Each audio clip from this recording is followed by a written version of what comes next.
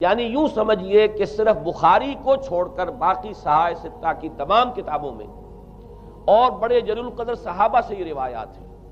حضرت عبداللہ ابن عباس رضی اللہ تعالی عنہما حبر الامہ، حضرت عبداللہ ابن عمر رضی اللہ تعالی عنہما، حضرت ابو سعید خدری رضی اللہ تعالی عنہ اور حضرت ابو الدرداء رضی اللہ تعالی عنہ، ان صحابہ سے ان کتب حدیث میں جو روایات مروی ہیں وہ یہ ہے کہ جو شخص دجالی فتنے سے محفوظ رہنا چاہے وہ سورہ کہف کی ابتدائی اور آخری آیات کی تلاوت کرے۔ بعض روایات میں تو صراحت ہے ابتدائی اور آخری، بعض میں مطلقاً فرمایا گیا کہ 10 آیات سورہ کہف کی انسان کو دجال کے فتنے سے محفوظ رکھ سکتے ہیں۔ اس اعتبار سے جو تعلق ہے ان آیات کا دجالی فتنے کے ساتھ وہ گویا کہ احادیث صحیحہ سے ثابت ہے۔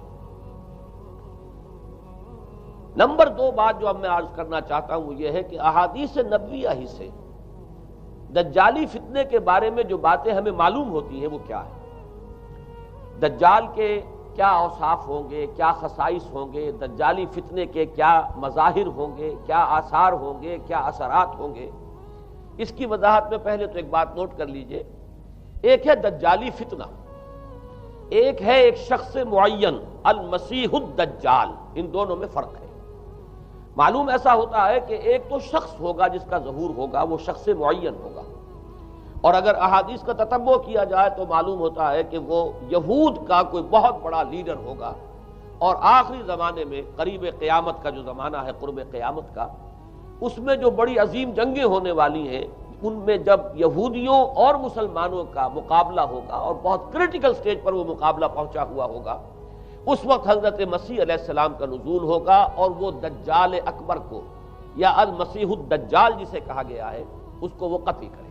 تو المسیح الدجال یہ تو ایک شخص معین ہے، البتہ دجالی فتنہ صرف ایک شخص معین کے ساتھ نہیں متعلق، بلکہ اس کے لیے جو احادیث آئی ہیں ان کا جب ہم تتبع کرتے ہیں، ان سب کو جب جمع کرتے ہیں تو معلوم ہوتا ہے کہ وہ ایک خاص کیفیت ہے، ایک خاص دور میں کچھ ایسی کیفیات پیدا ہو جائیں گی کہ جن کو دجالی فتنے سے تعبیر کیا گیا ہے۔ وہ کیفیات کیا ہیں، میں کچھ احادیث کے حوالے سے وہ میں نوٹ کر کے لایا ہوں، آج آپ کے سامنے رکھ رہا ہوں۔ پہلی بات یہ معلوم ہوتی ہے کہ اس دور میں، اس دجالی فتنے میں، انسان کو جو قواعد طبعیہ ہیں، جو قدرت کی طاقتیں ہیں، کائناتی قوتیں ہیں، ان پر غیر معمولی غلبہ، اقتدار، اختیار حاصل ہو جائے گا، اور وہ دجال متصرف ہوگا ان تمام قواعد طبعیہ پر، بالکل ایسے انداز میں جیسے کبھی انبیاء کرام علیہ السلام کو اللہ تعالیٰ معجزے عطا فرماتا ہے۔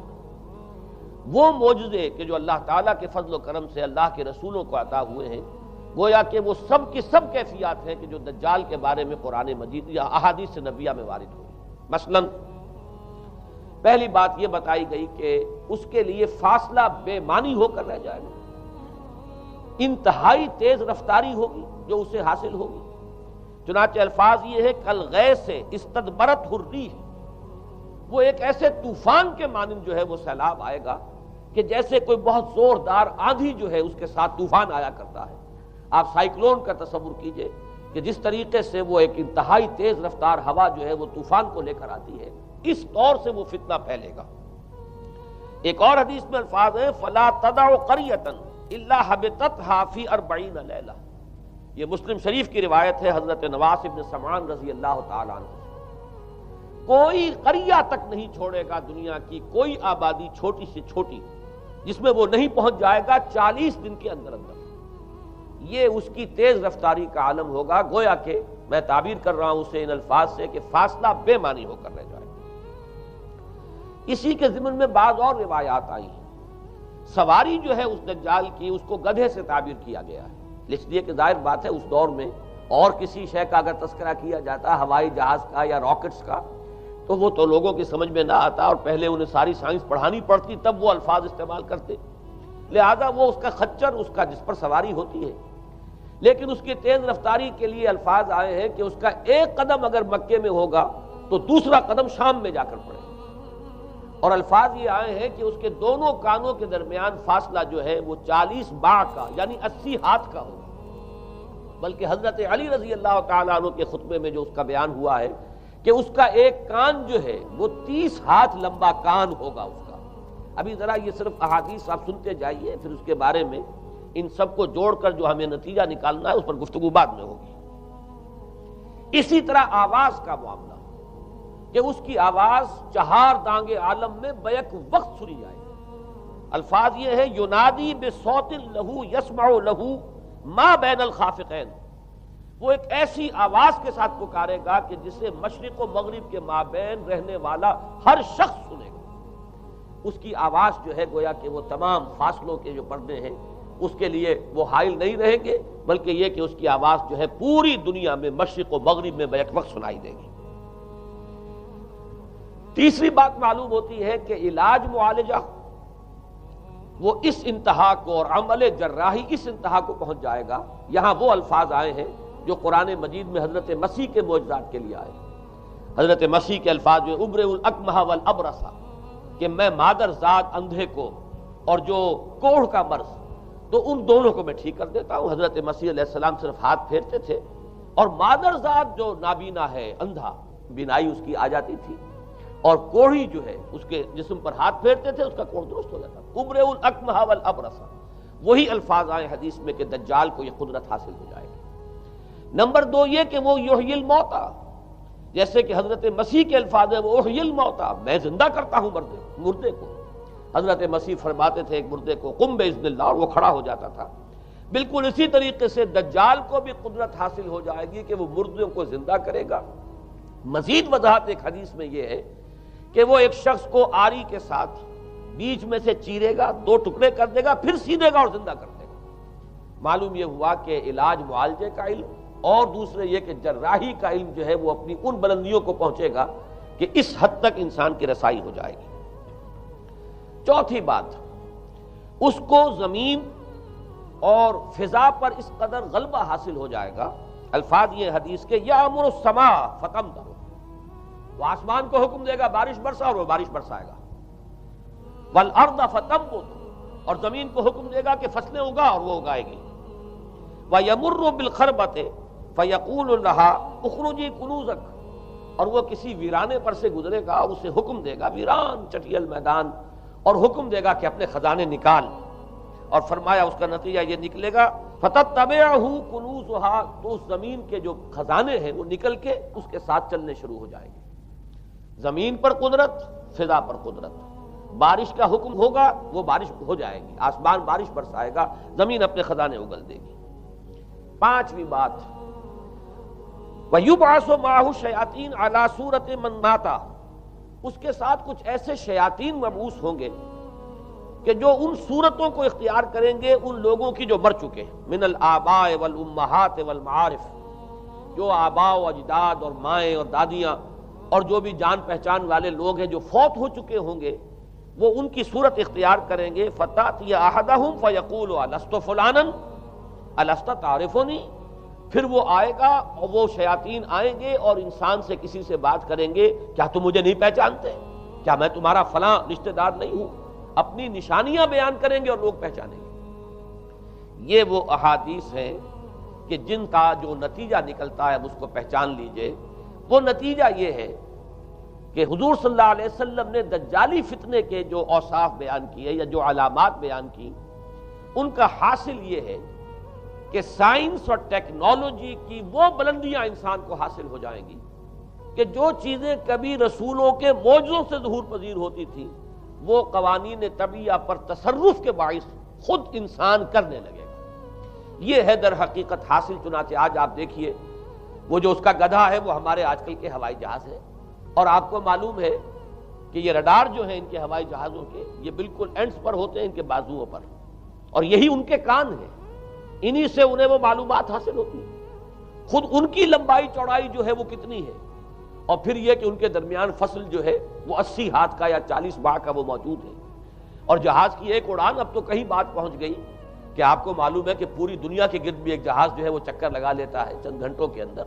لیکن یہ ہے کہ عام جو رفتار ہے اس میں بھی ایک پڑاؤ سے دوسرے پڑاؤ تک، ایک جگہ سے جس کو ہاپ کرنا کہتے ہیں، یہ بھی کم سے کم 500-700 میل کا عام طور پر سفر جو ہے وہ جہاز طے کر رہا ہے. اسی طریقے سے ہماری جو سائنس کی خاص طور پر جو طبی سائنس ہے، اب اس میں جس طریقے سے کہ زندہ رکھا جاتا ہے انسانوں کو، اور وہ ویجیٹیبل چاہے کہا گیا ہے ان کو ہیومن ویجیٹیبلز، لیکن یہ کہ دل کی دھڑکن بھی چلائے جا رہے ہیں، خوراک بھی پہنچا رہے ہیں، آدمی جو ہے وہ زندہ سال ہر سال تک زندہ پڑا رہتا ہے۔ اور یہ کہ سرجری بعض جانوروں پر تو یہ بات ہو چکی ہے کہ کاٹے گئے ہیں اور پھر ان کو سی دیا گیا ہے، جوڑ دیا گیا ہے، یہ تمام جو بھی معجزے ہیں اس وقت سائنس دکھا رہی ہے۔ اسی طرح اگر یہ معجزہ دیکھنا ہو کہ زمین لقدق زمین جہاں کہیں کوئی آثار نہیں تھے کسی ایک پتے تک کے اگنے کے، اگر وہاں لہلہاتے ہوئے آپ کو چمن دیکھنے ہو تو ویسے سب سے پہلے تو یہ معاملہ ہوا تھا اسرائیل نے جو کر کے دکھایا تھا، لیکن اب تو آپ ابو ظبی چلے جائیے، سعودی عرب میں چلے جائیے۔ سعودی عرب کے اندر حال یہ ہے کہ آپ اگر ہوائی جہاز سے سفر کریں ریاض سے جدہ تک تو آپ کو جگہ جگہ بڑے سرکولر پیچز نظر آئیں گے جہاز سے، نہایت گرین، اور اس کے اندر جو ہے آرٹیفیشل اریگیشن کے ذریعے سے اور بہت عمدہ وہاں کاشت ہو رہی ہے، اور بہت خوبصورت فارمز جو ہیں وہ تمام کے تمام سرکولر پیچز، اس لیے کہ جو اریگیشن ہوتی ہے وہ ان ویلز کے ذریعے سے ہوتی ہے کہ جو ایک سرکل میں چلتے ہیں اور پانی کی وہ آرٹیفیشل بارش جو ہے وہ ہوتی رہتی ہے۔ باقی یہ کہ فضا سے آرٹیفیشل رین، یہ تو بہت ہی سادہ سی بات ہے کہ فضا کے اندر ایٹماسفیرک کنڈیشنز کو ذرا تبدیل کیا جائے تو بارش آ جاتی ہے۔ اور باقی رہ گیا آواز کا یہاں سے وہاں جانا، وہ تو آواز ہی نہیں، اب تو آپ صورتیں دیکھ رہے ہیں۔ آپ کو نیو یارک میں بیٹھا ہوا خطاب کرے، آپ پوری دنیا کے اندر جہاں چاہیں وہ آل ورلڈ اینٹینا آپ کے پاس صرف ہونا چاہیے، باقی یہ کہ آپ دنیا کے کسی بھی گوشے میں بیٹھے ہوئے کسی شخص کا خطاب یہ وہ سن سکتے ہیں۔ تو معلوم یہ ہوا کہ در حقیقت یہ جو دجالی فتنہ ہے، یہ جس کے اوصاف جو بیان کیے گئے، ابھی میں اس کو لفظ فتنہ سے تعبیر نہیں کر رہا، اسے جس چیز نے فتنہ بنایا وہ ابھی میں آپ سے عرض کروں گا، لیکن یہ جتنے اوصاف حدیث میں آئے، جتنی صفات بیان ہوئی ہیں، جو کوائف وہاں سامنے آ رہے ہیں، ان سب کا حاصل تو ایک لفظ میں یہ ہے کہ سائنٹیفک ڈیولپمنٹ اور ٹیکنالوجیکل ڈیولپمنٹ وہ اس درجے کی ہو جائے گی کہ قواعد طبیعہ پر، فورسز آف دی نیچر پر انسان کو تصرف اور تسلط حاصل ہو جائے گا، اور وہ انہیں استعمال کرے گا، اور اس طریقے سے اس کے اندر وہ ساری کی ساری کیفیات جیسے کہ آج ہم دیکھ رہے ہیں اپنی نگاہوں کے سامنے وہ پیدا ہو جائیں گی۔ اب سوال یہ ہے کہ اس شے کو فتنہ کس چیز نے بنایا، یہ بات سمجھ لیجیے۔ جہاں تک سائنسی ترقی کا تعلق ہے، تکنیکی ترقی کا تعلق ہے، یہ چیزیں فی الاصل فتنہ نہیں ہے، یہ تو وہ علم آدم الاسماء کلہا کا ظہور ہے۔ اللہ تعالیٰ نے ازل میں حضرت آدم علیہ السلام کو جو صلاحیت عطا فرما دی تھی، یہ ایکسفولیشن ہے اس کا ظہور ہے۔ جیسے کہ آم کی گٹھلی میں آم کا درخت ہے، لیکن ظاہر بات ہے کہ اس کو درخت بننے میں وقت لگتا ہے، پہلے وہ 2 پتے نکلتے ہیں، پھر وہ بڑھتا ہے معاملہ، کئی سال میں جا کر وہ درخت جو ہے وہ جوان ہوگا اور وہ پھل دے گا۔ اسی طریقے سے یوں سمجھیے کہ بالقوہ وہ علم حضرت آدم علیہ السلام کو دے دیا گیا، یعنی وہ صلاحیتیں ودیت کر دی گئیں، وہ فیکلٹیز، سمع اور بصر اور فؤاد، دیکھو سنو نتیجہ نکالو اور آگے بڑھو۔ آپ نے چیز دیکھی، ایک سنی، نتیجہ نکالا، اس کو نوٹ کیا، آگے بڑھے، پھر کوئی چیز دیکھی، پھر کوئی سنی، اپنے سابق جو نتیجہ آپ نے نکال کر محفوظ کیا تھا اپنی میموری میں، اس کے ساتھ اس کو ٹیلی کیا، کوئی اور نتیجہ نکل آیا اور آگے بڑھے۔ تو یہ تو سٹیپ بائی سٹیپ، قدم با قدم انسانی علم آگے بڑھ رہا ہے۔ یہ ہرگز فتنہ نہ ہوتا، میرے الفاظ پر توجہ کیجئے، اگر اس کے ساتھ متوازن طور پر ایمان اور روحانیت کا ارتقا بھی ہوتا رہے، اگر اس کے ساتھ اللہ کی معرفت، اللہ کی محبت، آخرت کا ایمان، منزل انسان کی جو ہے وہ آخرت ہے، دنیا نہیں ہے، اگر یہ چیزیں ساتھ کے ساتھ ہوتی تو یہ ہرگز فتنہ نہیں۔ فتنہ در حقیقت اسے جس نے بنایا ہے وہ یہ ہے کہ کچھ ایسے اسباب ہوئے ہیں، اور وہ اسباب آج مجھے بیان کرنے کہ در حقیقت موجودہ عیسائیت اس کا سب سے بڑا سبب ہے۔ اس کے نتیجے میں ایک بہت بڑا گیپ ہے، اپالنگ گیپ ہے، بڑا مہیب خلا ہے، بڑی وسیع خلیج ہے جو حائل ہو چکی ہے کہ ایمان اور روحانیت ختم ہوتے چلے گئے، اور یہ ٹیکنیکل اور سائنٹیفک ڈیولپمنٹ بڑھتی چلی گئی۔ ان دونوں کے درمیان جو مہیب خلا پیدا ہوا ہے اس نے اسے فتنہ بنا دیا ہے، اور عظیم ترین فتنہ بنا دیا ہے۔ ورنہ اگر اس کے ساتھ ہی اللہ پر ایمان، آخرت پر ایمان، اور انسان کے اندر ایمانی کیفیات، اس کی روحانی کیفیات اگر یہ بھی برقرار رہتی، بلکہ اس کے ساتھ متوازن طور پر ان کو ترقی کرنا چاہیے تھی، تو یہ ہرگز فتنہ نہیں ہے۔ تو پہلی بات یہ سمجھ لیجئے کہ اگرچہ دجالی فتنے کے جو صفات، اس کے اوصاف، اس کی علامات، اس کے مظاہر جو بھی حدیث کے ذریعے سے ہمیں معلوم ہے، جس کا میں نے ابھی آپ کے سامنے تذکرہ کیا، وہ سب در حقیقت تعبیر ہے اس دور کا جو محاورہ ہے، اس دور کی جو زبان ہے، اس دور میں جن الفاظ سے گفتگو کی جا سکتی تھی، اس دور کے ایڈیم میں آج کی جو سائنٹیفک اور ٹیکنالوجیکل ترقی ہے، گویا کہ اس کی تعبیر کی گئی ہے کہ وہ دجالی فتنہ ہوگا۔ لیکن اس شے کو فتنہ بنانے والی شے در حقیقت یہ ہے کہ ایک بہت بڑی خلیج حائل ہو چکی ہے ایمان اور روحانیت، اور دوسری طرف سائنٹیفک اور ٹیکنالوجیکل ڈیولپمنٹ میں ان دونوں کے درمیان اتنا بعد اور فصل پیدا ہو گیا ہے کہ جس کی وجہ سے اس نے فتنے کی شکل اختیار کی۔ اس کا سبب کیا ہے، آج ہمیں اس پر غور کرنا ہے۔ دیکھیے حضرت مسیح علیہ السلام کا دین، اور جیسا کہ میں نے عرض کیا اس سورہ کہف کے پہلے رکوع میں تذکرہ انہی کا ہو رہا ہے، وَيُنذِرَ الَّذِينَ قَالُوا اتَّخَذَ اللَّهُ وَلَدًا مَا لَهُم بِهِ مِنْ عِلْمٍ وَلَا لِآبَائِهِمْ كَبُرَتْ كَلِمَةً تَخْرُجُ مِنْ أَفْوَاهِهِمْ يَقُولُونَ إِلَّا كَذِبًا فَلَعَلَّكَ بَاخِعٌ نَفْسَكَ عَلَىٰ آثَارِهِمْ إِن لَّمْ يُؤْمِنُوا بِهَٰذَا الْحَدِيثِ أَسَفًا۔ ان آیات کا پہلے ترجمہ آپ سن لیجئے، جو پہلی آیات ہے ان کا ترجمہ ہم کر چکے ہیں۔ کل حمد اس اللہ کے لیے ہے جس نے اپنے بندے پر کتاب نازل فرمائی اور اس میں کوئی کجی نہ رکھی، جو بالکل سیدھی ہے اور خبردار کرتی ہے ایک ایسی بڑی عظیم اور مہیب جنگ سے کہ جو خاص اللہ کی طرف سے ہوگی، اور بشارت دیتی ہے مومنین کو جو نیک عمل کریں کہ ان کے لیے بہت بڑا اور بہت عمدہ اجر ہے۔ ماکثین فیہ ابدا، وہ اس میں رہیں گے ہمیشہ ہمیشہ۔ وَيُنذِرَ الَّذِينَ قَالُوا اتَّخَذَ اللَّهُ وَلَدًا، اب دوہرا کر بات آئی، اور تاکہ خبردار کر دے ان کو جنہوں نے یہ کہا کہ اللہ نے کسی کو اپنا بیٹا بنایا۔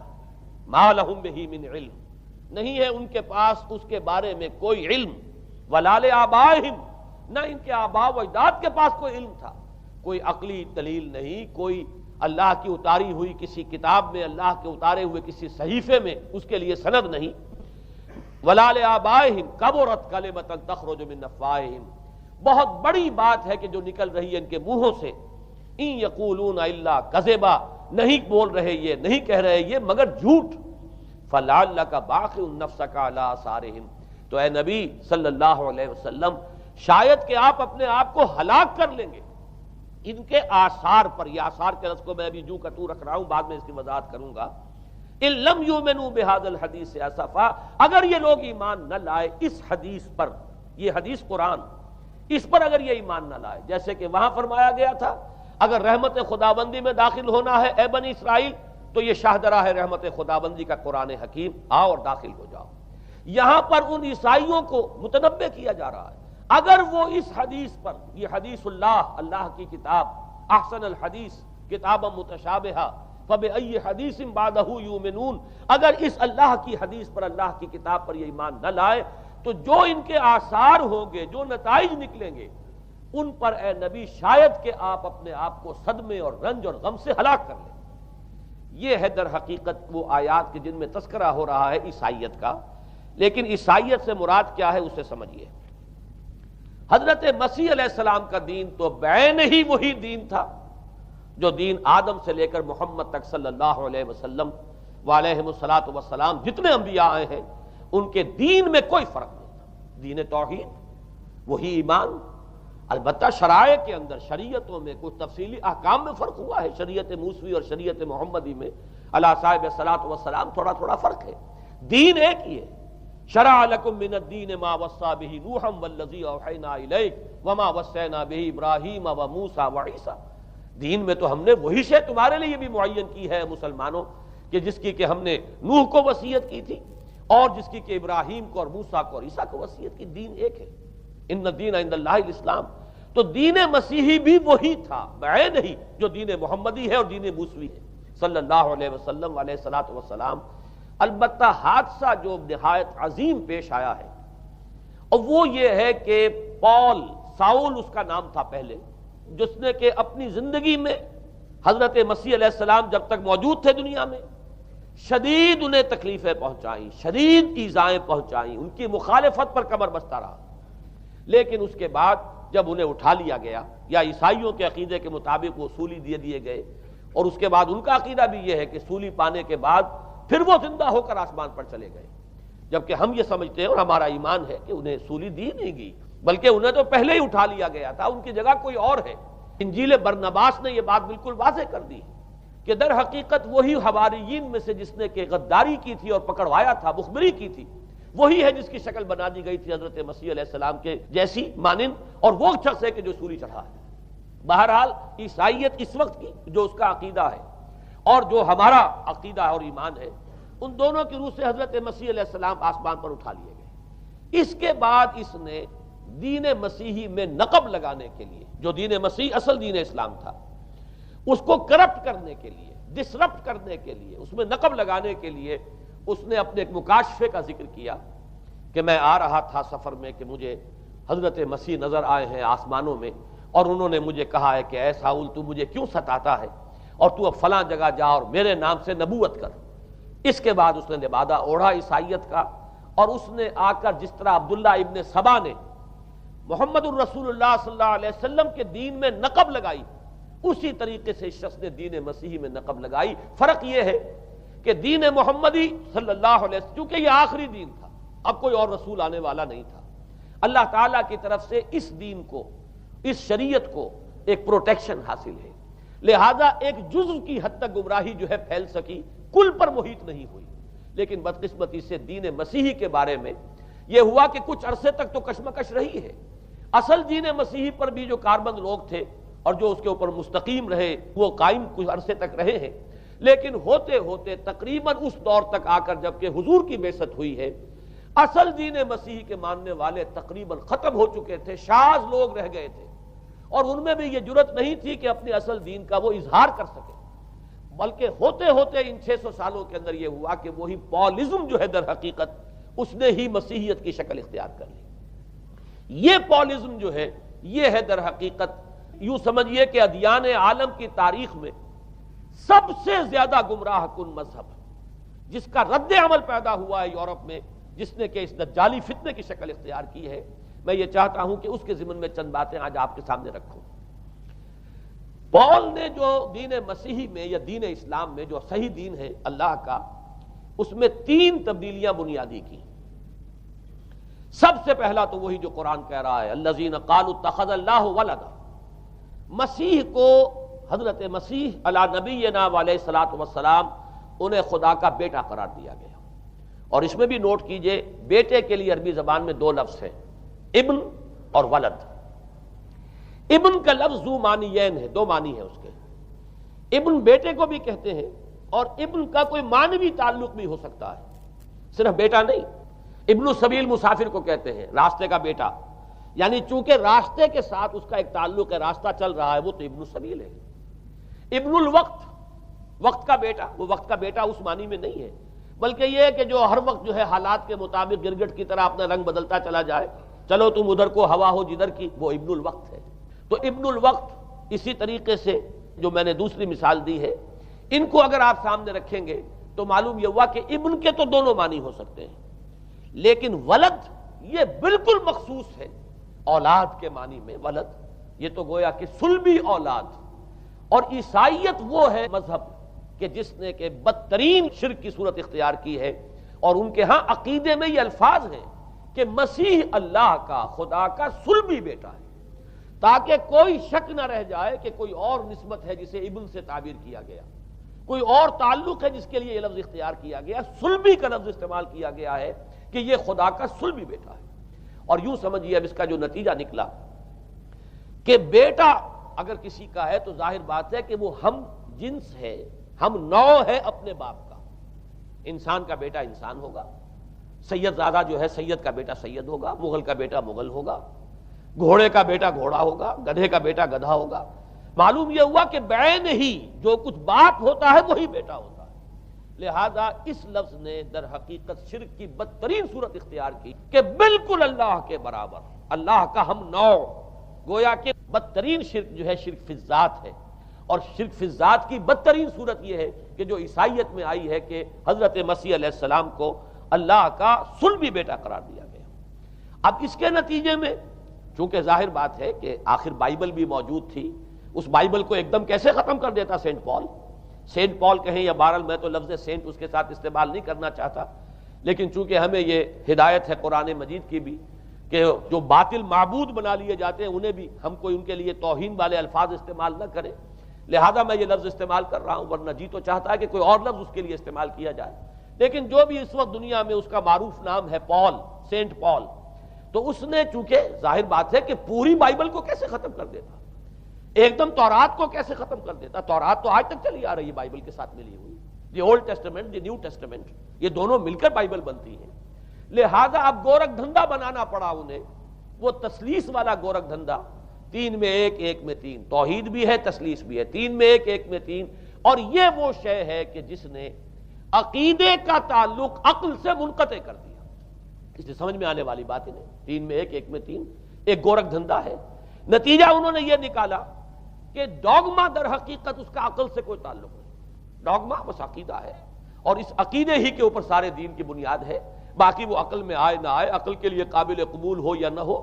یہ بات اچھی طرح سمجھ لیجئے کہ اگرچہ ہمارے ہاں بھی ہم بھی یہ بات کہتے ہیں کہ بہت سے حقائق جو ہیں کائنات کے وہ ایسے ہیں کہ جن تک عقل کی رسائی نہیں ہے اس کے لیے ہم مجبور ہیں، محتاج ہیں وحی کی ہدایت کے، لیکن 2 چیزوں میں فرق کیجئے، ایک ہے عقل سے ماورا ہونا اور ایک ہے عقل کے خلاف ہونا، ان دونوں چیزوں میں زمین و آسمان کا فرق ہے۔ ایک وہ حقائق ہے کہ جو عقل از خود ان تک رسائی حاصل نہیں کر سکتی، لیکن جب وہ سامنے آتے ہیں تو عقل تسلیم کرتی ہے کہ ہاں یہ بات سمجھ میں آتی ہے۔ ایک وہ چیزیں ہیں کہ جن کو عقل تسلیم نہیں کرتی، تو ایک ہے مخالف عقل، ایک ہے ورائے عقل، ان دونوں میں زمین و آسمان کا فرق ہے۔ ہمارے دین میں تو عقل کو اپیل کیا گیا ہے، لعلکم تعقلون، لعلہم یعقلون، اولو الالباب الذین یعقلون۔ اب ظاہر بات ہے کہ عقل کو ہاتھو برہانکم ان کنتم صادقین، لاؤ دلیل اپنی، تو دلیل سے عقل سے اپیل کی گئی، اور اس میں وہ رشتہ جو میں نے کئی مرتبہ بیان کیا علامہ اقبال کے اشعار کے حوالے سے کہ عقل گو آستاں سے دور نہیں، اس کی قسمت میں پر حضور نہیں، اور گزر جا عقل سے آگے کہ یہ نور چراغ راہ ہے، منزل نہیں ہے۔ منزل تک تو عقل نہیں پہنچائے گی لیکن راستہ تو دکھاتی ہے، اور جب کہ وحی کی روشنی سامنے آتی ہے تو عقل اس کی تصدیق کرتی ہے۔ یہ ہے ہمارا موقف اور یہ ہے عقلی معقول موقف۔ لیکن عیسائیت نے، بلکہ کہنا چاہیے پالزم نے، مجھے یہاں پر لفظ عیسائیت اب استعمال کرنا نہیں چاہیے اس لیے کہ حضرت عیسیٰ سے اب اس کی نسبت نہیں رہی، حضرت عیسیٰ سے اس کی نسبت جو ہے یہ مس نومر ہے، یہ غلط نام ہے۔ دی 100 کا مصنف جو ہے ڈاکٹر مائیکل ہارٹ، اس نے یہ بہت بڑی بات کہی، اس نے کہا در حقیقت موجودہ جو عیسائیت ہے اسے پالزم کہنا چاہیے، یہ پالزم ہے، کرسچینٹی نہیں ہے، اس لیے کہ در حقیقت حضرت مسیح علیہ السلام کی تعلیم جب تک وہ دنیا میں تھے وہ یہ نہیں تھی کہ جو پال نے دی۔ البتہ اس نے پال کو بہت بڑا شخص مانا، اس میں کوئی شک نہیں، اس لیے کہ اس شخص نے تاریخ کے ایک دھارے کا جو ہے وہ رخ موڑ دیا ہے، اللہ تعالیٰ کے صحیح دین کو گویا کہ قلع قمع کر کے ایک نیا دین اس طریقے سے پھیلایا ہے کہ آج بھی شاید دنیا میں کثیر ترین تعداد عیسائیت ہی کے نام لیواؤں کی ہے، واللہ عالم، یا شاید گوتم بدھ کے ماننے والوں کی ہے۔ بہرحال یہ کہ بہت بڑی تعداد میں آج حضرت مسیح علیہ السلام کی طرف جو منسوب ہے غلط طور پر دین، اس کے نام لیوا دنیا میں ہے۔ اس اعتبار سے وہ یقیناً اس کا تو حق لگتا ہے کہ اس کا نام بھی اس کتاب میں آئے کہ جس نے تاریخ کے اوپر اثرات اپنے پیدا کیے۔ اور حضرت مسیح علیہ السلام جب تک دنیا میں تھے، عیسائیت کی حقیقت بنی اسرائیل یا یہودیت کے ایک فرقے سے زیادہ نہیں تھی، ڈیٹیچ نہیں ہوا تھا یہ دین حضرت موسیٰ علیہ السلام کے دین سے، لیکن یہ کہ پال نے اسے بالکل ایک مستقل بذات ایک جداگانہ دین کی شکل دے دی ہے، تو یہ پالزم ہے۔ پالزم نے در حقیقت سب سے پہلا کام یہ کیا کہ عقل سے بالکل تعلق منقطع کر دیا۔ عقیدہ، ڈوگما، ڈوگما جو ہے وہ خلاف عقل، جو بات عقل میں آئے نہ آئے بس ماننی ہے۔ تو پہلی تو یوں سمجھیے کہ نقب جو لگی ہے دین کے اندر وہ اس تثلیث کے حوالے سے، اور تثلیث کا گورکھ دھندا خلاف عقل، لہذا ڈوگما کی جو کا لفظ جو استعمال ہوا ہے کہ بس اس کو تو ہم مانیں گے چاہے وہ عقل کے لیے قابل قبول ہو چاہے نہ ہو۔ دوسرا، اس سے بھی زیادہ آپ دیکھیے ایک سے ایک بڑھ کر اینٹ رکھی جا رہی ہے، خشت اول چون حد میں مار کج تاثریا میر ود دیوار کج۔ دوسرا کفارے کا عقیدہ جو مبنی ہے صلیب کے عقیدے پر۔ مسیح نے انتہائی ذلت کی موت، یعنی صلیب کی موت جو ہے وہ خود کہتے ہیں کہ انتہائی ذلت کی موت ہے۔ یہ ذلت کی موت کا پیالہ اس لیے پیا تاکہ اس کے ماننے والوں کی طرف سے کفارہ ادا ہو جائے۔ مسیح کفارہ ادا کر چکا ہے، اب جو شخص بھی مسیح کو مان لے گا اس کی گویا کہ نجات ہو گئی۔ اس کا عمل سے کوئی تعلق نہیں۔ عمل ہو نہ ہو، بد کردار ہو، اچھا کردار والا ہو، نیک ہو، بھلا ہو، جیسا بھی ہو، برا ہو، بدماش ہو، لچا ہو، لفنگا ہو، مسیح کو مان لے۔ صرف ماننے پر، اس لیے کہ مسیح تو اس کی طرف سے کفارہ پیش کر چکا، سارے گناہوں کا کفارہ جو ہے مسیح نے انتہائی ذلت آمیز موت جو ہے قبول کر کے گویا کہ اپنے ماننے والوں کے تمام گناہوں کا کفارہ دے دیا ہے۔ یہ دوسرا عقیدہ۔ اس کا نتیجہ کیا نکلا؟ تثلیث نے عقل سے تعلق توڑ دیا تھا مذہب کا، اس نے عمل سے تعلق توڑ دیا۔ ڈوگما ہی ڈوگما ہے، نہ عقل سے کوئی تعلق نہ عمل سے کوئی تعلق، کوئی تعلق نہیں رہا۔ دین کی جڑیں جو ہیں دونوں اعتبار سے، دین تو نام ان دو چیزوں کا، الا الذین آمنوا وعملوا الصالحات، دونوں کی گویا کہ جڑیں منہدم ہو گئیں، بنیادیں منہدم ہو گئیں، جڑیں کاٹ دی گئیں کہ نہ اس کا تعلق عقل کے ساتھ ہے نہ عمل کے ساتھ ہے۔ تیسری بات آئی ہے، اس نے کہا شریعت منسوخ۔ یہ عجیب ہے، دیکھیے، جسے آئرنی آف فیٹ کہتے ہیں انگریزی زبان میں۔ ابھی تک بائبل کے اندر سینٹ میتھیو کے جو روایت ہے، متی کی انجیل جسے کہا جاتا ہے، Gospel of the Lord according to Saint Matthew, اس میں جو سرمن آف دی ماؤنٹ ہے، ایک وعظ ہونے کے اعتبار سے واقعتاً میں اس کی عظمت کا بڑا قائل ہوں، عظیم ترین وعظ ہے دنیا کا۔ اس کے شروع میں یہ الفاظ موجود ہیں، don't think I have come to destroy law, ہرگز یہ نہ سمجھنا کہ میں شریعت کو ختم کرنے آیا ہوں۔ وہ یہ کہہ کر گئے تھے کہ شریعت موسوی تم پر لاگو رہے گی، عائد رہے گی، لیکن پال نے تیسرا نقب لگایا، شریعت ساقط کر دی۔ اس کی ضرورت کیوں محسوس ہوئی یہ بھی سمجھ لیجئے۔ حضرت مسیح یہ کہہ کر گئے تھے کہ میں صرف بنی اسرائیل کے لیے آیا ہوں، میں اسرائیل کے گھرانے کی کھوئی ہوئی بھیڑوں کی تلاش میں آیا ہوں۔ انجیل میں یہ الفاظ آج بھی موجود ہیں۔ حضرت مسیح نے اپنے حواریین کو جب بھیجا ہے کہ اب جاؤ تبلیغ کرو میری طرف سے، اس کی ہدایتوں میں ایک ہدایت یہ بھی ہے کہ تمہیں صرف اسرائیلیوں تک تبلیغ کرنی ہے، باہر نہیں، میں صرف اسرائیلیوں کی طرف رسول بنا کر بھیجا گیا ہوں۔ یہ الفاظ بھی موجود ہیں، اگرچہ اس وقت کے انجیل میں جو الفاظ ہیں وہ تو میں سمجھتا ہوں کہ حضرت مسیح علیہ السلام کے شایان شان نہیں ہے، وہاں کوئی نہ کوئی تحریف ہوئی ہے لفظی، اس لیے کہ وہاں تشبیہ یہ دی گئی ہے کہ کوئی اپنے بچے کے حصے کی روٹی جو ہے کتے کے آگے نہیں ڈالتا۔ گویا کہ جینٹائلز جو ہیں، غیر بنی اسرائیلی، انہیں اس جملے کی روح سے انہیں کتوں سے تشبیہ دی جا رہی ہے کہ میرے پاس میرے بچوں کے حصے کی روٹی ہے، میرے بچے ہیں اسرائیلی، میری روٹی جو ہے یہ جو میرے پاس ہے وہ اسرائیلیوں کے لیے ہے، کوئی اپنے بچوں کے حصے کی روٹی کتے کو نہیں کھلاتا۔ یہ جملہ تو میں سمجھتا ہوں حضرت مسیح کا نہیں ہو سکتا، لیکن یہ ہدایت کہ تمہیں تبلیغ صرف اسرائیلیوں میں کرنی ہے، یہ قرآن مجید کی روح سے ثابت ہے، اس لیے کہ قرآن بھی یہ کہتا ہے کہ رسولاً الی بنی اسرائیل، حضرت مسیح علیہ السلام رسول بنا کر بھیجے گئے تھے بنی اسرائیل کی طرف، اس لیے کہ وہ یوں سمجھیے کہ جسے ہمارے ہاں عام اصطلاحات میں علماء کہا کرتے ہیں تاج و تخت ختم نبوت، وہ تاج و تخت ختم نبوت تو ابھی منتظر تھا محمد الرسول اللہ صلی اللہ علیہ وسلم کی آمد کا، کہ وہی آئیں گے تو انہی کی بعثت ہوگی پوری نوع انسانی کی طرف۔ آپ سے پہلے کسی رسول کی بعثت پوری نوع انسانی کی طرف نہیں ہوئی بشمول حضرت مسیح علیہ السلام۔ ہر جو ہے رسول جو آیا ہے آپ سے پہلے اپنی اپنی قوموں کی طرف آیا ہے، لیکن اس پال نے کیا کیا؟ پہلے تو یہ اصول توڑا، ہم اس دین مسیحی کی یا جو پالزم ہے اس کی اب تبلیغ کریں گے غیر اسرائیلیوں میں بھی۔ وہاں انہیں دقت پیش آئی، شریعت موسوی بڑی بھاری شریعت ہے، اب وہ بھاری شریعت جو ہے اس کو قبول کرنا تو لوگوں کے لیے آسان نہیں ہے۔ انہوں نے یہ کیا کہ یہ شریعت تم پر ساقط، شریعت کا بوجھ تم پر نہیں، برڈن آف لا یہ تمہارے لیے نہیں ہے۔ اور میں یہاں مثال دے دینا چاہتا ہوں، بین ہی تاریخ نے اپنے آپ کو دہرایا ہے۔ عبداللہ ابن سبا نے جو فتنہ شروع کیا تھا ہمارے ہاں، ہماری تاریخ میں جو اس کے اثرات پھر پیدا ہوئے ہیں، ان میں سے ایک جو ہے وہ شکل وہ اسماعیلیت والی ہے، کہ اسماعیلیت نے بھی بین ہی یہی شکل اختیار کی ہے۔ ہندوستان میں آ کر جب اسماعیلی داعیوں نے جب تبلیغ کی ہے تو شریعت ساقط کر دی۔ آج آپ کو جو اسماعیلی ملیں گے ان کے ہاں کوئی شریعت نہیں ہے، کوئی نماز نہیں، مسجد ان کی ہوتی نہیں، جماعت خانہ ہوتا ہے، وہ کلب گھر ہے، آتے ہیں جمع ہوتے ہیں، کھانا کھاتے ہیں، اللہ اللہ خیر صلی اللہ کو باتیں چیتیں کرتے ہیں، ان کے اوپر شریعت ہے ہی نہیں، نہ روزہ ہے نہ نماز ہے۔ اور بین ہی وہی جو اختیارات میں ابھی آپ کو بتاؤں گا کہ جو پوپ کے ہیں وہی ان کے امام حاضر کے اختیارات ہیں۔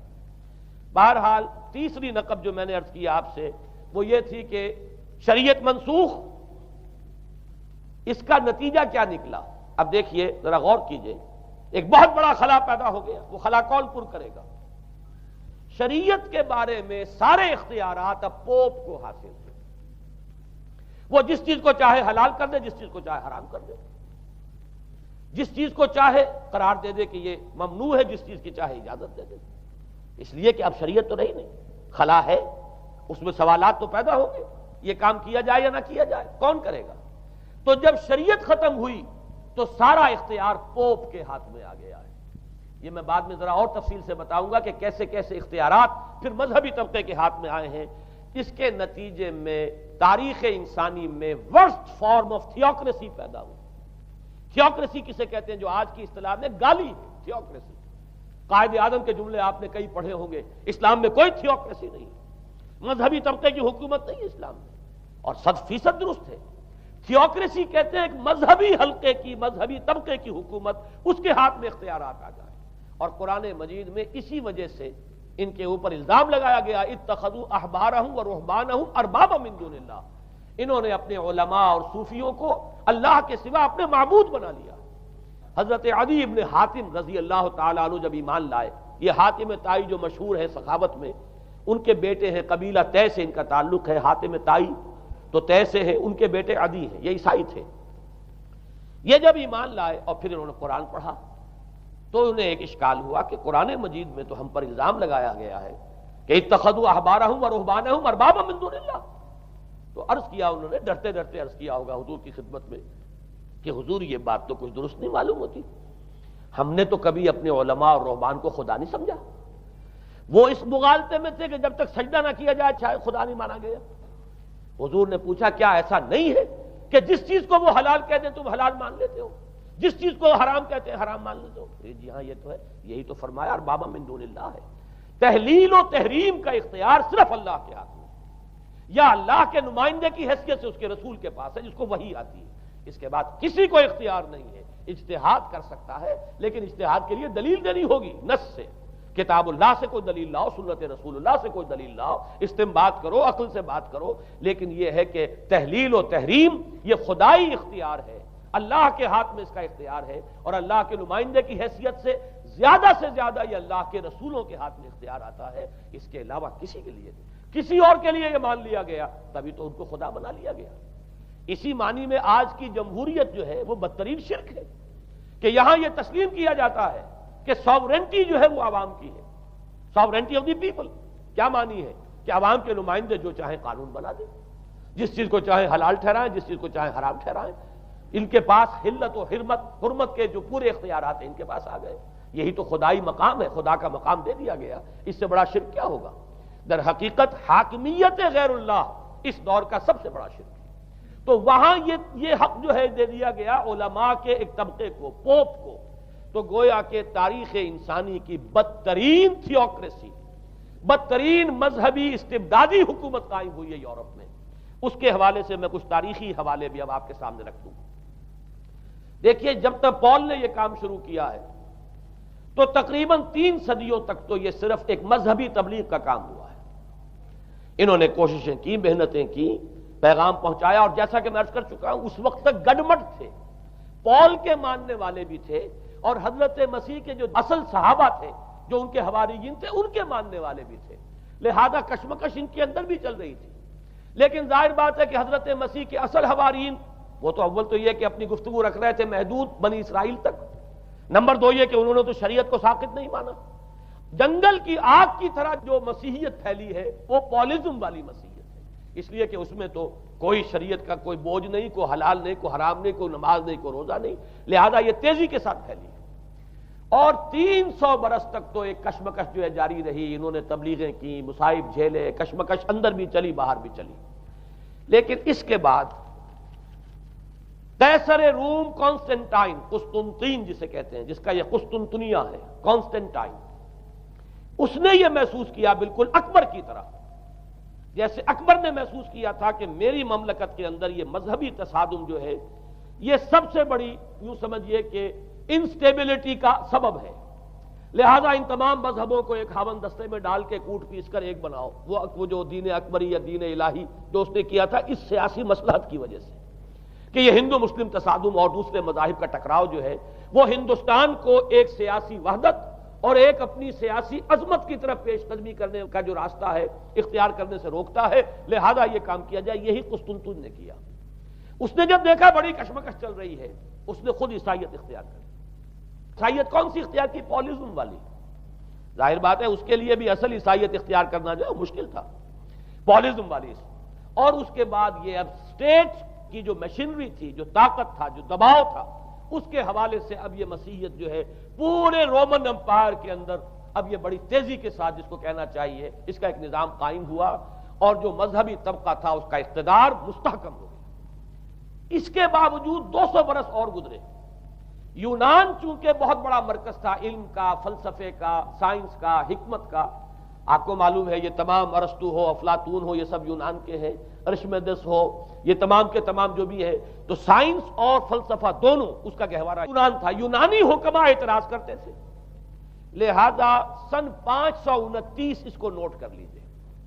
جسٹینین ایک قیصر تھا، اب قسطنطین کے 200 برس بعد، اس نے اپنی پوری مملکت میں فلسفہ اور سائنس کی تعلیم حرام قرار دے دی۔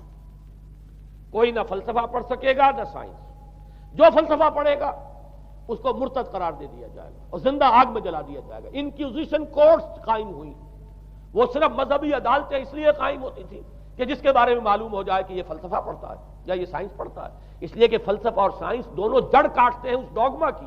وہ ڈوگما جو پالیزم والا ڈوگما ہے، اس کی جڑ کھودنے والی ہیں دونوں چیزیں، اور چونکہ وہ دونوں عقل کو اپیل کرتی ہیں، یہ ڈوگما عقل کے متضاد ہے، لہذا مذہب کا تحفظ اسی طرح ہو سکتا ہے کہ اب ان دونوں کو بالکل ممنوع قرار دے دیا جائے۔ یوں سمجھیے کہ تقریباً 1000 برس تک یورپ میں، چونکہ سب سے بڑی امپائر یہی تھی، یورپ میں فلسفہ اور حکمت اور یہ سائنس کی تعلیم ممنوع رہی۔ یہ ہے در حقیقت سب سے پہلا کام جو جسٹینین نے کیا 529 میں۔ اس کے بعد آگے چل کر پوپ کا جو اقتدار ہے وہ اتنا زبردست بنا ہے، پوپ کو اختیار حاصل ہو گیا، جس چیز کو چاہے وہ قانون کا درجہ دے دے، اس لیے کہ شریعت تو ہے نہیں، خلا پوپ کون کرے گا؟ پوپ کو کرے گا۔ پوپ کو اختیار حاصل ہو گیا، وہ جس کے گناہ چاہے معاف کر دے۔ اب دیکھیے اگرچہ ویسے تو گناہ پہلے ہی معاف ہو گئے کہ جس نے مسیح کو مان لیا گناہ تو معاف ہو گئے اگلے پچھلے سب، لیکن یہ کہ پھر بھی ایک خلش رہ جاتی ہے انسان کے دل میں، چونکہ ایک اخلاقی حص انسان کے اندر اللہ نے پیدا کی ہوئی ہے۔ جب کوئی شخص کرتا ہے، کوئی بدکاری کرتا ہے، کوئی چوری کرتا ہے، ڈاکہ ڈالتا ہے، تو وہ جو ایک کانشنس ہے، وہ جو پرک کرتا ہے، اس کو بھی ختم کرنے کے لیے اگر پوپ یا کارڈینل یا اس کے کسی نمائندے کے سامنے جا کر اعتراف گناہ کر لو اور کچھ اس کی مٹھی گرم کرو، کچھ ہدیہ پیش کرو، تو توبہ نامہ، معافی نامہ تمہیں دے دیا جائے گا، اور وہ جو چیز ہے وہ تمہارے لیے سند ہے کہ کوئی تم سے باز پرس تمہارے گناہ کے نہیں ہو سکے۔ پھر ان کی قیمتیں تھیں، ان کے لیے بڑی بڑی جو ہے ہدیے مقرر کیے گئے تھے۔ تیسری چیز، بائبل کا اول تو یہ کہ مفہوم جو ہے وہ کوئی سند نہیں ہے، اس لیے کہ بائبل ہانٹ کر رہی تھی نا، اولڈ ٹیسٹمنٹ بھی ہے، یہ حضرت مسیح کی یہ 4 انجیلیں بھی ہیں، یہ تعلیم کچھ اور ہے، لہذا بائبل جو ہے وہ سند نہیں ہے، سند پوپ کا جو ہے فرمان وہ سند ہے۔ بائبل کی شرح کرنے کی، بائبل کی طرف سے کوئی دلیل لانے کی کسی کو کوئی حق حاصل نہیں۔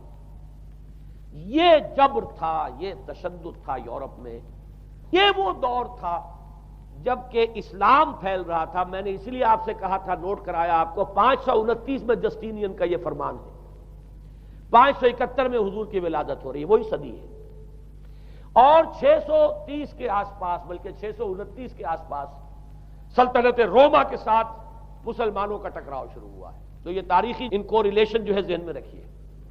جس وقت مسلمان آئے اور 200-300 برس جو ان کے عروج کے ہیں، اس وقت آپ کو معلوم ہے کہ تقریباً 6 صدیاں ہو چکی تھی کہ یورپ بالکل جس کو کہا جاتا ہے ڈارک ایجز، انتہائی تاریکی، مذہبی جبر اور استبداد، اس کے سوا کچھ نہیں، اور وہ ملاؤں کی حکومت جسے آپ کہیں گے، جسے آج کل کی اصطلاح میں کہا جائے گا، وہ جس کو چاہے جو چاہے سزا دے دے، پوپ کو اختیار حاصل ہے۔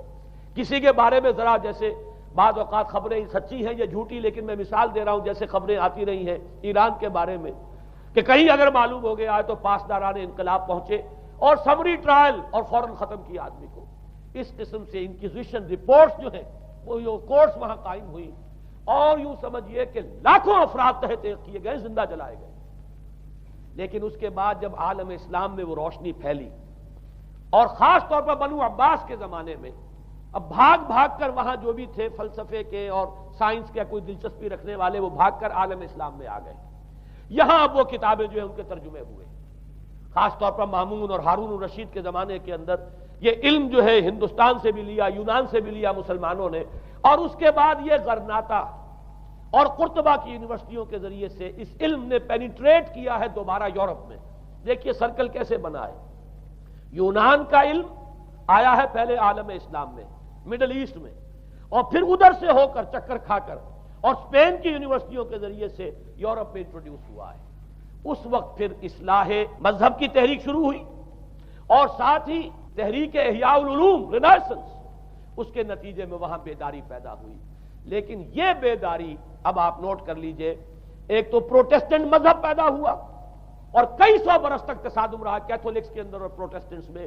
پورے اسلام کی تاریخ میں کبھی اتنے خونی فسادات نہیں ہوئے ہیں، کبھی بھی شیعہ سنی فساد بھی کبھی اتنا نہیں ہوا جتنا کہ کئی سو برس تک رومن کیتھولکس اور پروٹیسٹنٹس کے مابین یورپ میں ہوتا رہا ہے.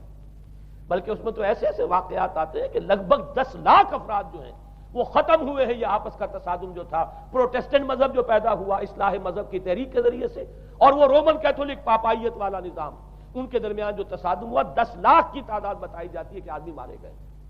بلکہ فرانس کا ایک شہر ہے، وہاں تو 19 دن تک مسلسل قتل عام کیا گیا پروٹیسٹنٹس کا، اور وہاں حاملہ عورتوں کے جو ہے پیٹ چاک کر کے بچے نکال کر ان کو بھی جو ہے ختم کیا گیا ہے. یہ سارا ظلم جو ہے وہاں ہوا ہے، تصادم ہوا ہے. اس کے نتیجے میں آپ خود سوچئے کہ کس قدر نفرت پیدا ہوئی عوام کے اندر مذہب سے. اس کے ساتھ ہی اب وہ علم شروع ہوا، سائنس شروع ہوئی. لہذا علم اور سائنس دونوں کی جڑ میں مذہب سے شدید نفرت پیدا ہو. یہ ہے وہ سبب کہ جس نے یہاں سے راستے علیحدہ کر دیے. اور مذہب چونکہ جبر کرتا ہے، مذہب چونکہ عقل کے اوپر بیڑیاں بٹھاتا ہے، پہرے بٹھاتا ہے، بیڑیاں ڈالتا ہے، اور مذہب چونکہ تشدد کرتا ہے، لہذا مذہب کے خلاف ایک نفرت، ایک ریئیکشن. یہ ہے اس ساری سائنسی ارتقاء اور سائنٹیفک اور ٹیکنالوجیکل جو ڈیولپمنٹ ہوئی ہے، اس کی جڑ میں مذہب سے نفرت جو ہے اس کے بیج بو دیے گئے. اور یہ 200-250-300 سال میں اب یہ جو تناور درخت بن کر آیا ہے کہ ایک طرف سائنس کی ترقی، ٹیکنالوجی کی ترقی آسمان کو چھو رہی ہے. آج انسان چاند کے اوپر تو انسان کے قدم جو ہے پہنچ چکے ہیں، اور آپ کا ایک راکٹ جو ہے وہ پورے تمام سیارے جو ہیں ہمارے سولر سسٹم کے ہیں ان سب کا چکر لگا کر اور وہ اس سے باہر چلا گیا ہے. خلا کے اندر کہاں گیا کچھ پتہ نہیں. لیکن یہ کہ تقریباً یوں سمجھیے کہ سن 77 کا چلا ہوا وہ، اور 12 برس تک اس نے سفر طے کیا ہے، اور کم سے کم سولر سسٹم کا جو ہے اس نے پورا جو ہے احاطہ کیا ہے. اور جو میں نے آپ کو وہ احادیث سنائی ان کے حوالے سے بات کیا سمجھ میں آئی کہ یہ سائنٹیفک، ساری کی ساری سائنٹیفک ڈیولپمنٹ، یہ ٹیکنالوجیکل ڈیولپمنٹ، لیکن چونکہ اس کے ساتھ مذہب کا انکار ہے، خدا پر ایمان نہیں ہے، آخرت کا یقین نہیں ہے، روح کا گویا کہ انکار، روحانیت تو بہت دور کی بات ہے، روح کا بھی انکار. نتیجہ یہ ہے کہ ان دونوں چیزوں کے مابین وہ گیپ جسے میں نے کہا تھا ایپالنگ گیپ، ایک بہت بڑا گیپ ہے جو پیدا ہو چکا ہے. اب میں حدیث آپ کو سنا رہا ہوں. بخاری شریف میں جو روایت ہے حضور نے فرمایا کہ دجال کے ماتھے پر لکھا ہوا ہوگا کافارا، کفر. الفاظ یہ ہے انہو مکتوب بین عینیہ کافارا، علیحدہ علیحدہ، یقرأہ کل مومن کاتب او غیر کاتب. وہ اس طرح نمایاں لکھا ہوا ہوگا کہ ہر شخص اسے پڑھ لے گا، چاہے وہ لکھنے والا ہو چاہے نہ ہو، لکھا پڑھا ہو چاہے نہ ہو. یعنی اس تہذیب کی پیشانی پر کفر لکھا ہوا ہے. مذہب سے دشمنی، مذہب سے بودھ، مذہب سے دوری، مذہب کی ہر چیز کی نفی. آج جو ایک ورلڈ سیویلائزیشن ہے، ایک عالمی تہذیب ہے جس کا کہ غلبہ ہے ہمارے اس پورے گلوب پر، اس میں 3 چیزوں کے مقابلے میں 3 چیزوں کی اہمیت ہے. خدا کی اہمیت نہیں ہے، ہوگا، ہم انکار بھی نہیں کرتے لیکن ہم جانتے بھی نہیں کہ ہے کہ نہیں. ہاں اہمیت کائنات کی ہے. غور کرو، کائنات کے قوانین کو سمجھو، ایکسپلائٹ کرو، قوت جو ہے نیچر کی قوت اس کو مسخر کرو، اس کو استعمال کرو. ہوگا خدا ہے یا نہیں ہے، چھوڑو اس بحث کو. اصل اہمیت جو ہے وہ کائنات کی ہے. اسی طرح اصل اہمیت اس جسم کی ہے، مادے کی ہے.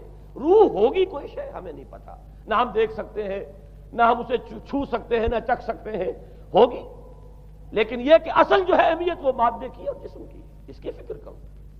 اسی طریقے سے حیات دنیاوی، اصل شے حیات دنیاوی ہے، اس کو بناؤ، سنوارو، بہتر سے بہتر زندگی گزارو، ویلفیئر سٹیٹ ہو، بہت ہی عمدہ ماحول ہو اور ہر چیز کو، لیکن حیات اخروی ہوگی۔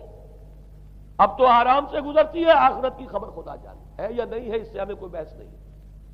تین چیزوں کے مقابلے میں تین چیزوں کی اہمیت، یا یوں کہیے کہ تین چیزوں کے مقابلے میں مقابل کی تین چیزوں کو بالکل غیر اہم، اس کی طرف کوئی توجہ ہی نہیں۔ توجہ کا ارتکاز کائنات پر ہے، ذات باری تعالیٰ پر نہیں۔ ذات و صفات باری تعالیٰ ایک صرف علمی موضوع ہے، اصل توجہ کی شے کائنات ہے۔ روح ہوگی کوئی شے، اصل شے جسم ہے اور مادہ ہے۔ حیات اخروی ہمیں نہیں پتا، کسی نے واپس آ کر خبر نہیں دی مرنے کے بعد، لہذا ہم نہیں کہہ سکتے ہے کہ نہیں ہے۔ البتہ یہ کہ حیات دنیا بھی تو ہے، اس کو مضبوطی کے ساتھ تھامو، اس کو بہتر بناؤ۔ توجہ کا اصل ارتکاز حیات دنیاوی پر ہے۔ یہ ہے وہ گلوبل سویلائزیشن جو در حقیقت یورپ سے ابری، اور یورپ سے ابری ہے، اس کی بنیاد میں مذہب کی دشمنی موجود تھی۔ جو رد عمل تھا در حقیقت اس پاپائیت کے نظام کا، جو پولزم کے ذریعے سے دنیا میں قائم ہوا، یہ وجہ ہے۔ اور آج انسان جہاں کھڑا ہے غور کیجئے، انتہائی ہولناک جنگ جو ہے وہ اس کے سر پر ایک خطرے کے طور پر مسلط ہے۔ دو جنگیں اس ایک صدی میں ایسی ہو چکی ہیں جنہیں اپنے ورلڈ وار 1 اور ورلڈ وار 2 اتنے بڑے پیمانے پر قتل و غارت دنیا میں پہلے کبھی نہیں ہوئی۔ اس لیے کہ پہلے فوجوں کی جنگیں ہوتی تھی، آبادیوں پر جا کر کہیں کوئی قتل عام ہو گیا ورنہ یہ کہ قبضہ لیا، پہلے وہ کسی اور کی ریت ہے، اب کسی اور کی ریت ہو گئی۔ آیا بابر آیا، اس نے پانی پت کے میدان کے اندر ابراہیم لودھی کو شکست دے دی، دلی میں آ کر اس نے کسی کا خون نہیں بہایا، بس وہ آ کے تخت پر قابض ہو گئے۔ کہیں کہیں ہوئے ہیں فتنے یا پھر عذاب الہی آتے رہے ہیں کہ رسولوں کے انکار کی سزا کے طور پر قوم نسیہ منسیہ کی گئی ہیں، لیکن جنگیں جو دنیا میں ہوتی تھی وہ جنگوں کا معاملہ جو ہے وہ اس نوعیت کا ہوتا تھا، وہ فوجوں کے درمیان ٹکراؤ ہوتا تھا، میدان جنگ میں کشتوں کے پشتے لگتے تھے، لیکن اس کے بعد نہیں ہو گیا، کہیں کسی نے بہت غصہ نکال لیا۔ لیکن اس صدی میں اب جو جنگیں ہوئی ہیں اس سے تو ملک کے ملک تہس نہس ہوئے ہیں، آبادیاں ختم ہوئی ہیں، اور جو تیسری جنگ ہوگی یہ جان لیجئے، آخر انسان کب تک اسے ٹالے گا؟ رشیا کے بارے میں یہ سمجھنا کہ وہ پیچھے ہٹ گیا ہے، پسپائی اختیار کر لی، اس نے بہت بڑی حماقت ہے۔ وہ در حقیقت اب ڈپلومیسی کی راہ سے سپریمیسی چاہتا ہے، لہذا تصادم تو ہو کر رہنا۔ مولانا مناظر حسن گیلانی رحمۃ اللہ علیہ کے خیالات جو ہیں وہ مجھے اس سورہ کہف کے ابتدائی آیات کے ضمن میں مجھے ان سے اتفاق ہے، اور بہت سی چیزیں ان سے ماخوذ ہیں۔ اسی طریقے سے جو حدیث اب میں آپ کو بتا رہا ہوں، میرے سامنے اس کا متن نہیں ہے، مولانا حامد میاں رحمۃ اللہ علیہ انہوں نے مجھے یہ بتایا تھا کہ جو میں نے جمع کیے ہیں حالات و واقعات، قیامت سے پہلے جو حالات و واقعات پیش آنے والے ہیں جن کی پیشین گوئی احادیث میں ہیں، ان سے معلوم ہوتا ہے کہ ایک بہت بڑی خوفناک جنگ، اتنی بڑی خوفناک جنگ، اور ان کے الفاظ یہ ہے کہ اس میں دونوں فریق جو ہوں گے ان میں بڑی تعداد عیسائیوں کی ہوگی، ادھر بھی ادھر بھی، ایک طرف البتہ عیسائیوں کے ساتھ مسلمان بھی ہوں گے، یہودی بھی ہوں گے، اور دوسری طرف خالص عیسائی طاقت ہوگی، اور ان کے درمیان اتنی خوفناک جنگ ہوگی۔ الفاظ ان کے یہ ہیں اس حدیث کے جو انہوں نے مجھے بتائے کہ ایک پرندہ سینکڑوں میل تک پرواز کرے گا اور اسے سوائے لاشوں کے اور کچھ نظر نہیں۔ آپ تصور کیجئے اگر ایٹامک وار ہو جاتی تو یہی ہوگا، تہس نہس ہو جائے گا، وہاں ختم ہو کر رہ جائے گی۔ اور یہ چیز جو ہے یہ بہرحال یہ جتنا کچھ پائل اپ کیا گیا ہے، یہ ڈسٹرکٹیو فورس سائنس کی یوں سمجھیے کہ معراج اب یہی ہے۔ اب تو سٹار وارز کی باتیں ہو رہی ہیں کہ صرف زمین پر نہیں، باہر بھی یہ جنگیں ہمیں لڑنی پڑیں گی، لیکن یہ کہ اس کا کیا حل ہوگا۔ امریکہ میں ایک پکچر تیار کی گئی تھی، دی ڈے آفٹر غالباً اس کا نام ہے، اس میں ایک نقشہ دکھایا گیا ہے اس قدر ہولناک کہ یہ 100 اور اونچی منزلہ عمارتیں جو ہے یہ ایسے جیسے کہ کچے گھروندے ہوتے ہیں ایسے وہ پگھل کر رہ جائیں گی، اور یوں سمجھیے کہ انسان جو ان کے اندر ہوں گے، ایک ایک منزل کے اندر، ایک ایک ایسی 100 منزلہ عمارت کے اندر ہزاروں آدمی ہوتے ہیں، جیسے کہ کوئی ایسی کالونی ہو کوئی ان کی چیوٹیوں کی، اور اس پوری کالونی کو آپ اپنے پاؤں سے مسل دیں، ایسے انسانوں کا اگر وہ جنگ ہو جاتی جس کا نقشہ کھینچا گیا ہے۔ یہ ہے در حقیقت وہ بات کہ جو مولانا مناظر حسن گیلانی فرما رہے ہیں ان آیات مبارکہ میں، وَيُنذِرَ الَّذِينَ قَالُوا اتَّخَذَ اللَّهُ وَلَدًا، تاکہ خبردار کر دے یہ قرآن ان لوگوں کو جنہوں نے کہا ہے کہ اللہ نے بیٹا بنایا، بدترین شرک کا جنہوں نے ارتکاب کیا، اور اسی ولدیت مسیح کے عقیدے سے وہ ساری کرپشن جو ہے دین خداوندی کی، دین مسیح کی اصل جو دین تھا اس کی جو ہوئی ہے، اور اس کے نتیجے میں آج نوع انسانی وہاں کھڑی ہے۔ اسی لیے آیت نمبر 2 میں فرمایا وَيُنذِرَ بَأْسًا شَدِيدًا مِّن لَّدُنْهُ، تاکہ خبردار کر دے ایک بہت بڑی جنگ سے۔ ہمارے اکثر مفسرین نے یہاں پہ ایک بہت بڑا عذاب کہہ کر جو ہے وہ گزر گئے، لیکن واحد یہ لفظ ہے قرآن مجید کا، یہ مقام ہے جہاں لفظ باس آیا، اور مولانا مناظر حسن گیلانی نے بحث کی باس تو جنگ کو کہتے ہیں، قرآن مجید میں جہاں بھی یہ لفظ آیا جنگ کو کہتے ہیں۔ تو ایک بہت بڑی ہولناک جنگ جس کے لیے فرمایا من لدنہ، یہ تمہارے اپنے پیمانوں پر نہیں آئے گی، یہ تمہارے حساب کتاب میں نہیں آ سکتا جو ڈسٹرکشن ہوگی۔ جیسے کہ آپ علم لدنی کہتے ہیں، ایک علم وہ ہے جو جانے بوجھے طریقے سے حاصل کیا جاتا ہے، ایک علم لدنی ہے جو خاص اللہ تعالیٰ اپنے کسی بندے کو عطا فرما دے۔ اس جنگ کی جو ہلاکت خیزی ہے وہ تمہارے حساب کتاب میں آنے والی نہیں ہے۔ لِيُنذِرَ بَأْسًا شَدِيدًا مِّن لَّدُنْهُ وَيُبَشِّرَ الْمُؤْمِنِينَ الَّذِينَ يَعْمَلُونَ الصَّالِحَاتِ أَنَّ لَهُمْ أَجْرًا حَسَنًا مَّاكِثِينَ فِيهِ أَبَدًا۔ البتہ اللہ تعالیٰ بچائے گا اپنے اہل ایمان بندوں کو جو نیک عمل پر بھی قائم۔ اب میں وہ حدیثیں آپ کو سنا دوں، میں نے پہلے بخاری کی حدیث آپ کو سنا دی کہ اس پورے فتنے کے معلوم ہوگا کہ اس کی دونوں آنکھوں کے مابین کافارا لکھا ہوا ہے، کفر، گویا کہ یہ سمبل ہے، یہ علم ہے، یہ علامت ہے اس جدید موجودہ تہذیب کی، کفر، الحاد، مادہ پرستی، خدا کا انکار، آخرت کا انکار، روح کے وجود کا انکار۔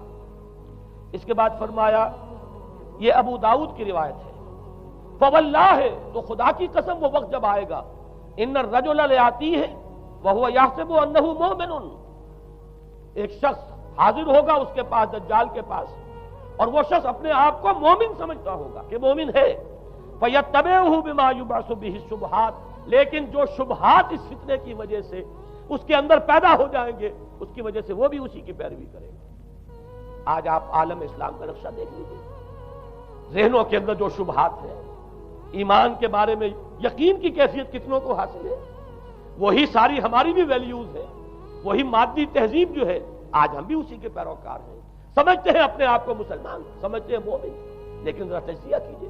اسی کو میں نے اپنے اس کتابچے میں اسلام کی نشرت ثانیہ میں تفصیل سے واضح کیا کہ در حقیقت رگوں پے میں سرایت کر گئی ہے یہ تہذیب۔ بظاہر جو ہے نظر آتا ہے جیسے روئے ارضی پر، زمین کے اوپر تو آپ کو کہیں اونچائی نظر آ جائے گی، کہیں نیچائی نظر آ جائے گی، کہیں پانی ہے، کہیں خشکی ہے، ذرا اوپر چلے جائیں تو ہوا ہے، ہوا کا غلاف پورے کرۂ ارضی کو اپنے اندر لیے ہوئے۔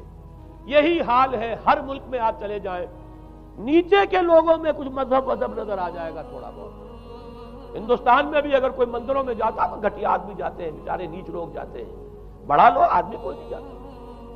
ہمارے ہاں بھی جا کے ہوتے ہیں مساجد میں سفارا تو غریب، پردہ رکھتے ہیں اگر کوئی تمہارا تو غریب۔ شہروں میں ایک کاروباری طبقہ ضرور ایسا ہے جو نماز روزے کے ساتھ اس کا ایک شوق ہے، لیکن آپ جا کے دیکھ لیجئے دیہات کے اندر کیا حال ہے۔ تو معلوم یہ ہوا کہ نیچے تو شاید کچھ نہ کچھ فرق ہے، یہ مسلمان ملک ہے، یہ ہندو ملک ہے، یہ فلاں ملک ہے، یہ بدھ مت کا ملک ہے، لیکن اوپر چلے جائیں یعنی ہر ملک کے اوپر جو ایلیٹ ہے، جو اعلیٰ تعلیم یافتہ، جو آپ کی ملٹری اور سول بیوروکریسی ہے ٹاپ کی، وہ تو ایک ہی رنگ میں رگے ہوئے، ان کا لباس وہی، ان کا رہن سہن وہی، ان کا تمدن وہی، نام کا فرق اگر نہ ہو تو پتہ نہیں چلے گا یہ مسلمان ہے کہ ہندو ہے کہ سکھ ہے، پر پتہ چلے گا وی پی سنگھ نام ہے تو پتہ چلے گا کہ ہندو ہے، لیکن یہ کہ باقی اس کی وضاحت، اس کا لباس، اس کا اٹھنا بیٹھنا، آپ کے ہاں یہ تو کچھ عوامی دور میں آ کے کرتا شلوار جو ہے وہ آئی ہے، لیکن وہ بھی اندرون ملک ہوتی ہے، باہر جا کر ہمارے اپنے ان لوگوں کے جو لباس ہوتے ہیں، آپ کو دیکھیے کہاں فرق معلوم ہو جائے گا کہ کون مسلمان ہے اور کون ہندو اور کون پارسی ہے اور کون عیسائی ہے۔ تو معلوم یہ ہوا کہ اوپر ایک ہی گلوبل سیویلائزیشن ہے جس کا دور دورہ ہے، اور اس سیویلائزیشن کے ماتھے پر لکھا ہوا ہے کافارا، اس میں وہ ایمان نہیں ہے، اس میں الحاد ہے،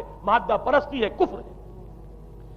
اس میں آخری حدیث جو میں آپ کو سنا رہا ہوں، حضور نے فرمایا آخر من یخرج الیہ النساء، اس فتنے کی طرف پیش قدمی کرنے والا آخری طبقہ ہوگا عورتوں کا، وہ جب اس تہذیب کی طرف لپکیں گے، یہ طبقہ جب آگے بڑھے گا، یہ جو ہمارے ہاں بھی جلوس نکلتے ہیں، شریعت کا مذاق اڑانے والے جلوس، اسلامی احکام کی نفی کرنے والے جلوس نکلتے ہیں، اور ان کے جس طریقے سے ڈسپلے ہوتا ہے اخبارات کے اندر، جتنا ان کے لیے اعزاز ہے، جتنی ان کے لیے یہاں پر تکریم ہے ہمارے معاشرے کے اندر، اس کو پیش نظر رکھیے۔ آخر من یخرج الیہ النساء حتی ان الرجل لیرجع الی امہ وابنتہ واختہ وعمتہ فیوثقها رباطا، یہاں تک کہ ایک بندہ مومن کا حال یہ ہو جائے گا کہ وہ دوڑے گا اور کوشش کرے گا اپنی ماں کو، بیٹی کو، بہن کو، پھپھی کو باندھ کر رکھے کہ وہ نکل نہ جائے۔ یہ حال ہو جائے گا کسی شخص کا۔ آج کتنے لوگ بے بس ہو چکے ہیں، اب وہ باندھ کر رکھنے والے بھی گویا کہ ہتھیار ڈال چکے، ورنہ یہ کہ ایک دور تھا کہ کچھ نہ کچھ باندھ کر رکھنے والے تو تھے، لیکن اب تو آزادی کی صورت آئی ہے تو باندھ کر رکھنے والے جو ہے وہ ہار مان چکے۔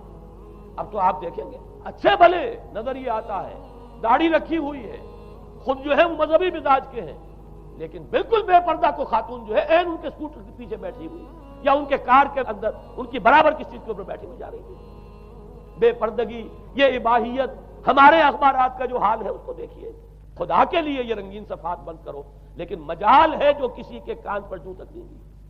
لہذا حدیث کے الفاظ نوٹ کیجئے، آخر من یخرج الیہ النساء، اس فتنے کی طرف پیش قدمی کرنے میں آخری طبقہ جو ہوگا وہ خواتین کا ہوگا۔ حتی ان الرجل لیرجع الی امہ وابنتہ واختہ وعمتہ، یہاں تک کہ آدمی دوڑے گا، پکڑے گا اپنی ماں کو، اپنی بیٹی کو، اپنی بہن کو، اپنی پھپھی کو، اور اسے باندھ کے ہی کوشش کرے گا کہ کہیں وہ اس طریقے سے اس دجالی فتنے کے اندر جو ہے وہ اسی کی پیروی کے اندر گھر سے نہ نکل جائے۔ یہ ہے وہ فتنہ جس کی لپیٹ میں اس وقت پوری دنیا آئی ہوئی ہے۔ اب نوٹ کیجئے، اس فتنے کے لیے اب میں چند باتیں اور کہہ رہا ہوں۔ لغوی بحث کیا ہے؟ دجال کسے کہتے ہیں؟ یہ بنا ہے لفظ دجل سے۔ دجل اور فریب یہ ہماری زبان میں بھی مستعمل، دجل و فریب، دھوکہ دینے والی شے، ملمہ، حقیقت کچھ ہو اوپر کچھ اور پردہ ڈال دیا گیا، یہ دجل ہے۔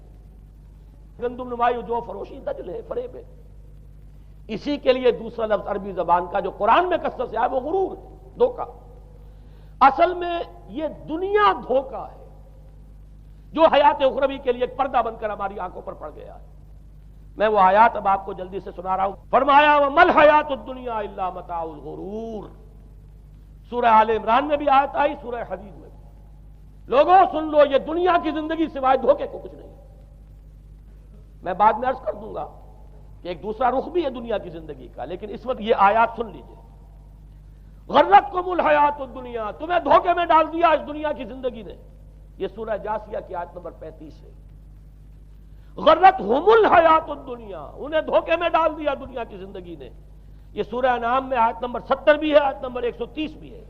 تیسری مرتبہ سورہ اعراف میں آیت نمبر 51 ہے، اور 2 مرتبہ سورہ لقمان اور سورہ فاطر میں آیا فَلَا يَغُرَّنَّكُمُ الْحَيَاةُ الدُّنْيَا وَلَا يَغُرَّنَّكُمْ بِاللَّهِ الْغَرُورُ۔ دیکھو لوگوں، کہیں تمہیں دنیا کی زندگی دھوکے میں نہ ڈال دے۔ یہ دنیا کی زندگی جو ہے دھوکہ بن کر ایک فریب کا پردہ ہماری آنکھوں پر ڈالتی ہے کہ یہ ہمارا مطلوب مقصود، اسی کے لیے بھاگ دوڑ، اسی کو بنانا سنوارنا۔ وہ جو میں عرض کر چکا ہوں، 3 چیزوں کے مقابلے میں 3 چیزوں کی اہمیت۔ حیات دنیاوی جب مطلوب بن جائے، حیات دنیاوی جب انسان کی اصل محبوب بن جائے، تو گویا کہ حیات اخروی اب نگاہوں سے اوجھل ہو گئی، آنکھ اوجھل پہاڑ اوجھل۔ یہی ہے اصل دجل، یہی ہے اصل فریب۔ آیات اور سنیے، سورہ اعلیٰ، بل تؤثرون الحیات الدنیا والآخرۃ خیر وابقیٰ۔ لوگوں، تمہاری گمراہی کی اصل جڑ بنیاد کیا ہے؟ تم دنیا کی زندگی کو ترجیح دیتے ہو، جبکہ آخرت بہتر بھی ہے اور باقی رہنے والی بھی ہے۔ کلا بل تحبون العاجلہ وتذرون الآخرہ۔ کوئی نہیں، تمہارا اصل مرض یہ ہے کہ تم اس عاجلہ سے جو موجود ہے، سامنے ہے، نقد ہے، اس سے محبت کرتے ہو، اور آخرت کو تم نے تج دیا ہے، چھوڑ دیا ہے۔ یہ سورہ قیامہ اور اس سے اگلی سورت جو ہے وہ آپ کے علم میں ہے، سورۃ الدہر۔ اس میں فرمایا گیا ان ہؤلاء یحبون العاجلۃ ویذرون وراءہم یوما ثقیلا۔ ان لوگوں کا اصل مرض یہ ہے، یہ اس عاجلہ کو پسند کرتے ہیں، اس سے محبت کرتے ہیں، اور پیچھے وہ جو بھاری دن آنے والا ہے اس کا خیال انہوں نے دل سے نکال دیا۔ یہ ہے در حقیقت اصل فساد، اصل فتنہ، اصل گمراہی۔ 100 خرابیوں کی جڑ ایک خرابی۔ اب اسی کا ایک نتیجہ نکلتا ہے، یہ دنیا جتنی حسین بنتی چلی جائے گی اتنا ہی فتنہ شدید سے شدید تر ہوتا چلا جائے گا۔ یہاں جتنی آسائشیں ہوں گی اتنا ہی آپ پر غفلت کا پردہ طاری ہو جائے گا۔ اور آپ کو معلوم ہے کہ اس پوری سائنٹیفک جو بھی ڈیولپمنٹ ہے اس کا حاصل کیا ہے؟ یورپ میں جائیے واقعتاً دنیا بڑی حسین بن چکی ہے، امریکہ میں جائیے واقعتاً بہت حسین دنیا ہے، ابو ظبی میں جائیے بڑی حسین نظر آئے گی دنیا، کارنیشز جس طریقے کے آباد ہیں۔ یہ دنیا کا حسن جتنا بڑھے گا اتنا ہی یہ آنکھوں پر اور بھاری پردہ ڈال دے گی، آخرت سے آپ کو غافل کر دے گی۔ یہی دجل ہے، یہی فریب ہے، یہی فتنہ دجالی ہے۔ یہی وجہ ہے، دیکھیے یہ جو آیات آج میں بیان کر رہا تھا اس میں آخر میں فرمایا انا جعلنا ما علی الارض زینۃ اللہ لنبلوہم ایہم احسن عملا۔ ہم نے اس زمین کے اوپر جو کچھ ہے اسے اس کا بناؤ سنگھار بنا دیا ہے، زینت بنا دیا ہے، تاکہ ہم جانچیں پرکھیں امتحان لیں کون ہے اچھے عمل کرنے والا۔ یعنی رخ روشن کے آگے شمع رکھ کر وہ یہ کہتے ہیں ادھر جاتا ہے دیکھیں یا ادھر پروانہ آتا ہے۔ اللہ تعالیٰ نے اسی امتحان میں ہمیں ڈالا ہے۔ اس دنیا کی یہ زینت ہے، زیبائش ہے، آرائش ہے، چمک دمک ہے، یہاں کی رونقیں ہیں، ان کو دیکھ کر آدمی ہل جاتا ہے، انہی کے پیچھے پڑ جاتا ہے۔